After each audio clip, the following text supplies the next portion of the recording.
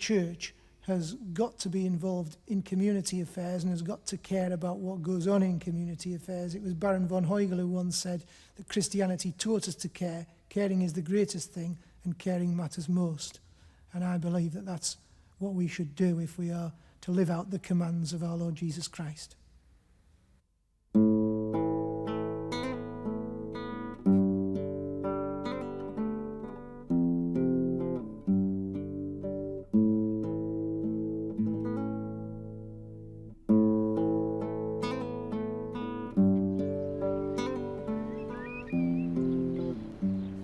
Loneliness can play a big part in the life of a carer because you're just so isolated from the rest of the world and from normal goings on, and you can make yourself more isolated because you feel you're different, and you can push people away if you're not careful, and you can think that they're not understanding anyway, and you can just easily get yourself into your own world where you're constantly caring and doing the chores. Loneliness can be a big problem. We watched a television programme which talked about carers, and for the first time we realised that there were other people that were in the same boat as us, and that there were other people caring for disabled people all the time. And we realised that perhaps our Christian faith had something to offer, and our experiences, how we'd got through and how we'd coped.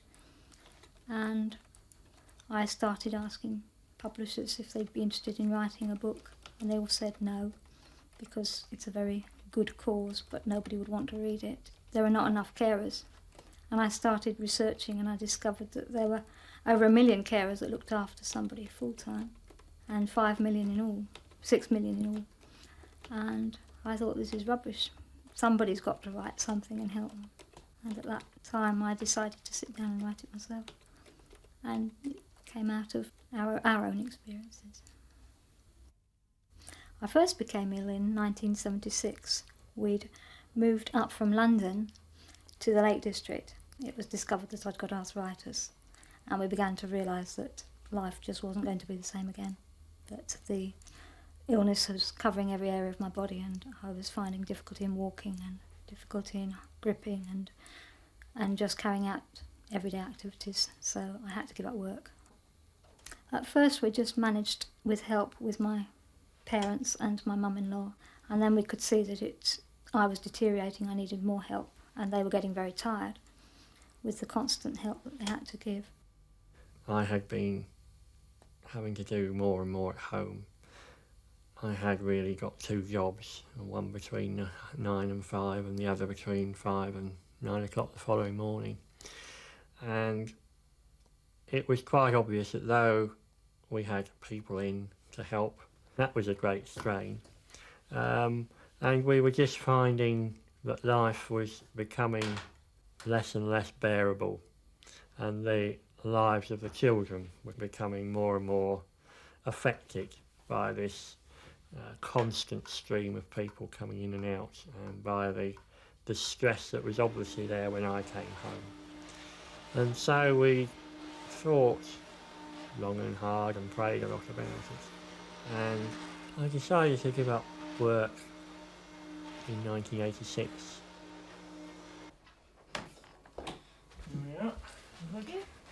I wake up about 7 o'clock. I'd have to get up and get some tea for Brenda and myself. I then raise the boys at about 7:30. While they're getting up and getting dressed, I will be making breakfast. I take breakfast in for Brenda, who's still in bed at this time.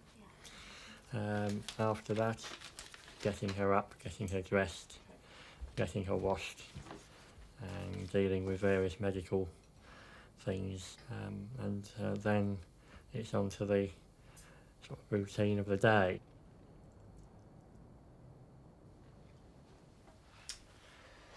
Newly washed, that's it there.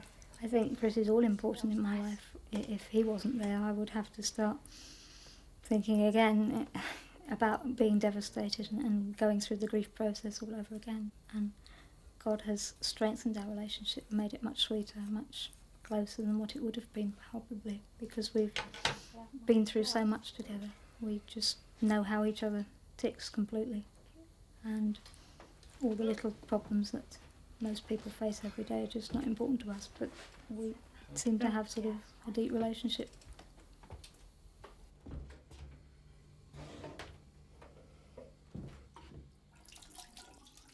When Brenda has been really ill, I have thought, why God me? Why are you having to allow this to happen in our lives? Why can't we have a normal family life? Wouldn't it be so much better? Couldn't we do so much more for you if we did? I've never really had a good answer to that, other than the fact that when you look back, you can see God working in my life because of what we've been through. There we go. When we found out that I'd got arthritis, we realised that life had changed forever, and we couldn't understand why, when we were two willing, healthy people that wanted to serve God, why he was going to inflict this on us and stop us. And so there was anger, bitterness, resentment, guilt, frustration, depression, all the emotions we went through over a period of years. Often we cried out in anger, why? And we didn't get any answers straight away. But we just learned that we have to make the best of the life that we have, and that within that there are lots of possibilities and lots of things that happen, and we feel very fulfilled.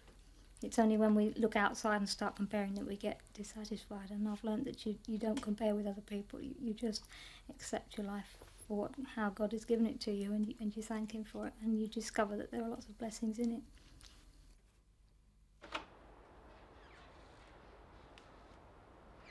I can leave Brenda for about 2 to 2.5 hours.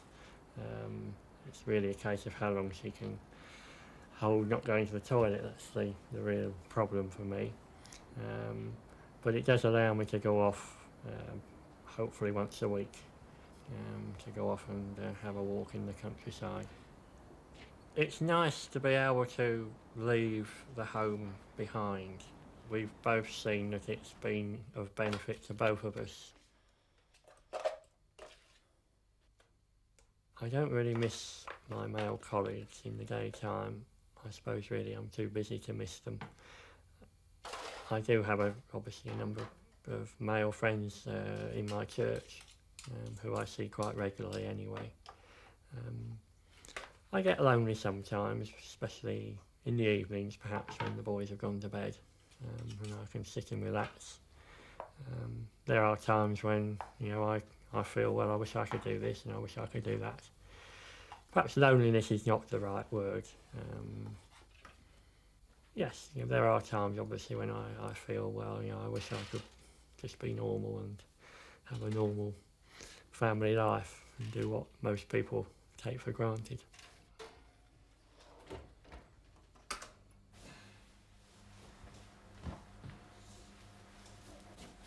I can remember one instance at the school gala where the mums and dads were walking across, over the school field to the various stalls, and there was I on my own, and Brenda had to stay at home. And that's a particular instance in my mind where I really came home really fed up to the back teeth, because I saw so many people, normal people, having normal family lives, and that for me was impossible. Hanging on by our fingernails is a term in particular that Chris uses. We mean that when we just don't know which way to turn, and when life is really hard and God seems a million miles away and we're crying out why, then it's at those times that faith comes in and we just hang on by our fingernails.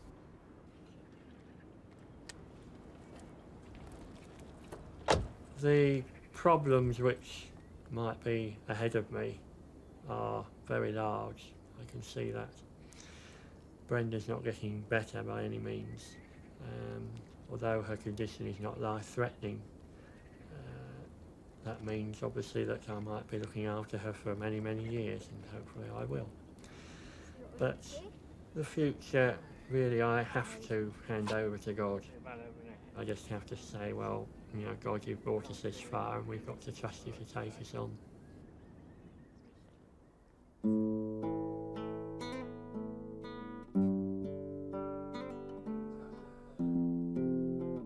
And who is for the final?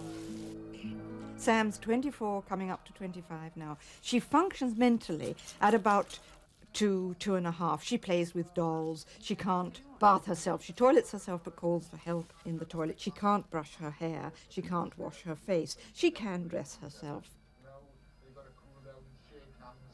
Sam is autistic.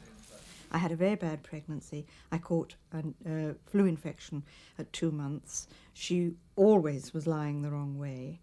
She didn't ever move, and she was born by cesarean, and we were told that she would be dead when she was born. In fact, they found signs of life, and she was put on oxygen, but a lot of oxygen, which is a damaging factor. So she had many tribulations before she actually came into this world, when she came into the world, but she had a great will to live, and so she's with us now. I first realised that she was different when she was very slow to develop as a baby.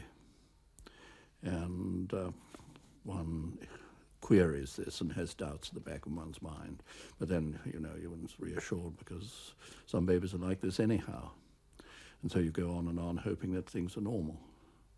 And eventually, of course, we found that she was not normal. And had to live with this, or start to live with this sort of situation. Things have changed. In those days, it was considered something not to be acknowledged when you had a handicapped child. It took a long time to determine what was wrong with Sam. When I first went to the GP, he said there was nothing wrong with the baby, and I persisted that there was, because I was a teacher and I knew that she wasn't meeting the milestones. And at one point he said, "The trouble with you, Mrs. Clark, is that you don't have enough to occupy you.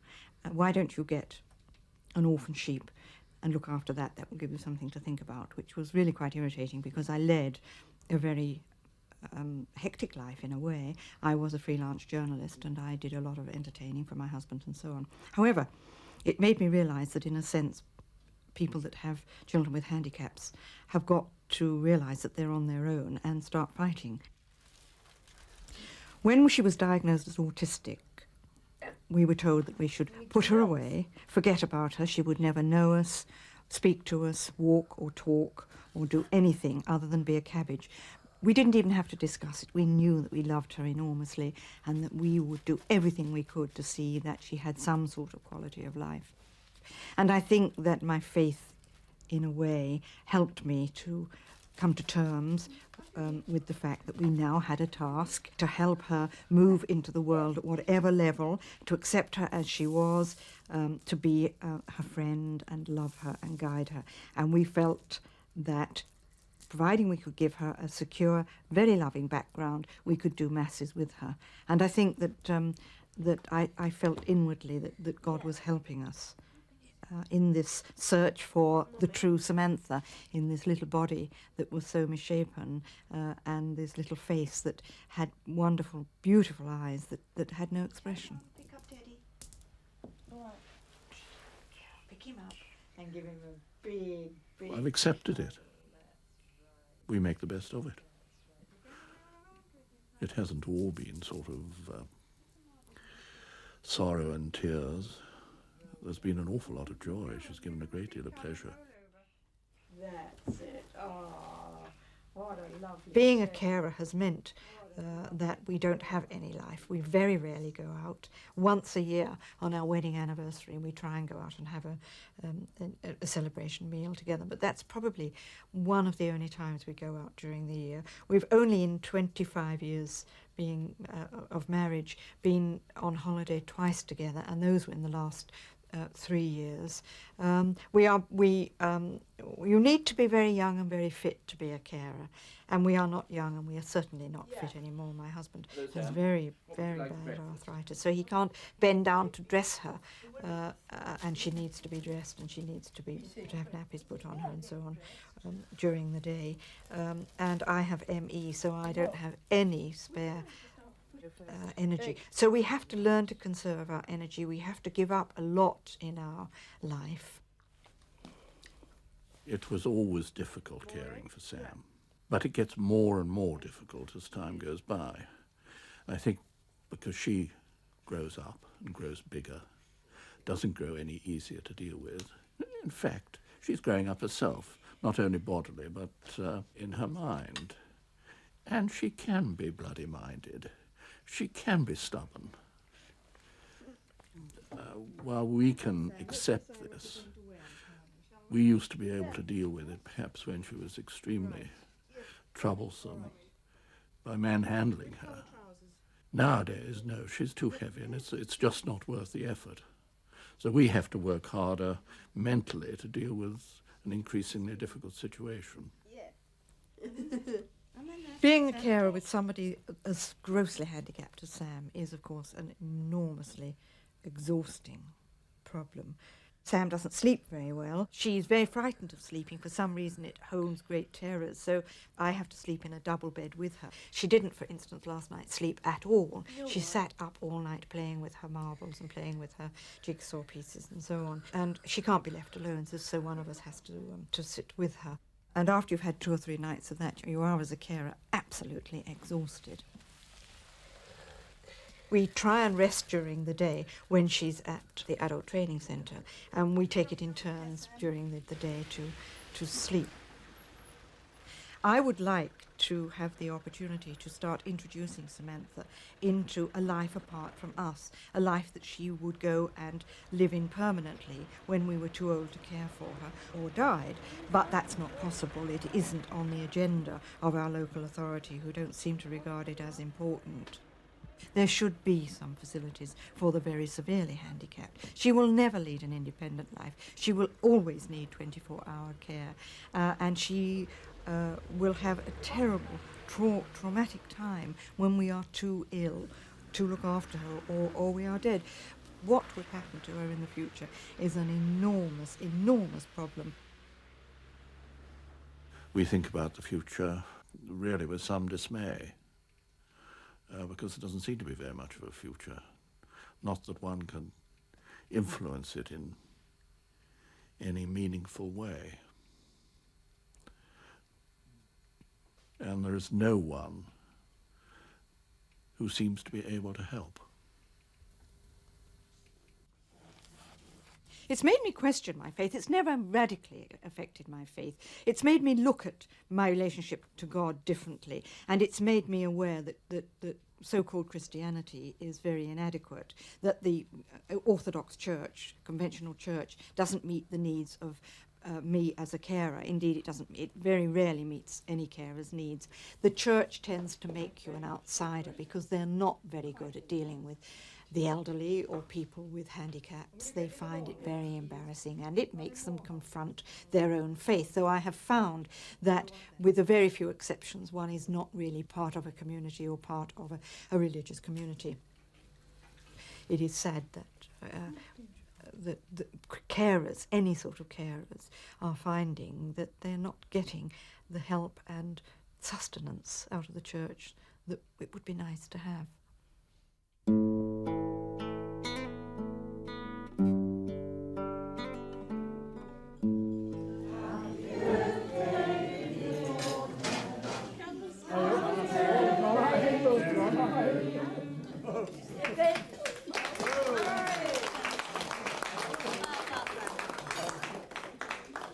Mr. Faulkner is 90 today, and he's come in today from Alton, and as you know, he's been missing for 1 or 2 weeks. The Cheadle Live at Home scheme was set up from the Cheadle Methodist Luncheon Club, and it was realised that as these people came in for their lunches on Monday, Thursday and Friday, that there was another need for them to be visited in their homes and also for their carers to receive some relief. Life can be very lonely if you are stuck there 24 hours a day with one person. Even no matter how much love is shown to that person, that carer still needs a break, still needs relief, and this is one way in which the Live at Home scheme does help.